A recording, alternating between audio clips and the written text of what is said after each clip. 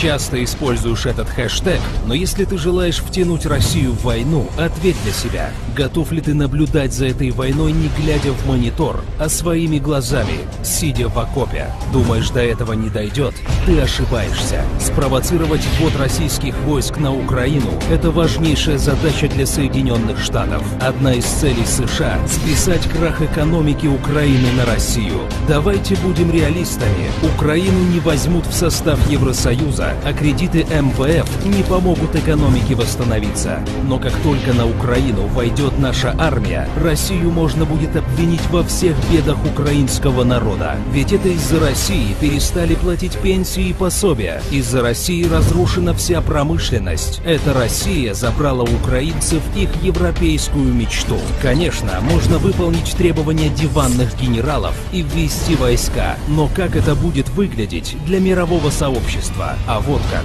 Россия вводит войска без резолюции ООН на территорию независимой Украины. Правительство Украины Россию об этом не просит, а то правительство, которое просит, пока что никем не признано. Для мирового сообщества это будет называться одним словом – агрессия. А против агрессора Запад настроит весь мир. Станут ли союзники России поддерживать агрессора? Даже если мы просто введем бесполетную зону над юго-востоком Украины, американцы и НАТО могут ввести бесполетную зону уже для наших самолетов и ракет. Что если они собьют российский самолет? Как на это реагировать? Бросить танковые колонны к Ла-Маншу? Начать войну со всей Европой и Штатами, плюс Канадой и Австралией? Так ведь именно этого США и добивается. Америка задыхается от колоссального госдолга, который превышает 17 триллионов долларов. Им срочно нужна большая война. Массовое банкротство компаний, крах держателей долговых расписок, схлопывание рынка ценных бумаг – это триллионы сгоревших виртуальных денег.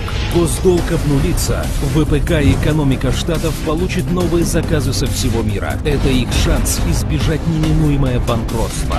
России эта война не нужна. Оттягивание конфликта настолько укрепляет, но в Донбассе гибнут люди, и руководство России оказывается перед выбором: плохое решение или очень плохое. Погибнут сотни или погибнут сотни тысяч, а то и миллионы. Это страшный выбор, но такова реальная геополитика. И когда ты в очередной раз заявляешь, что Путин слил Юго-Восток, задумайся, к чему ты толкаешь свою страну.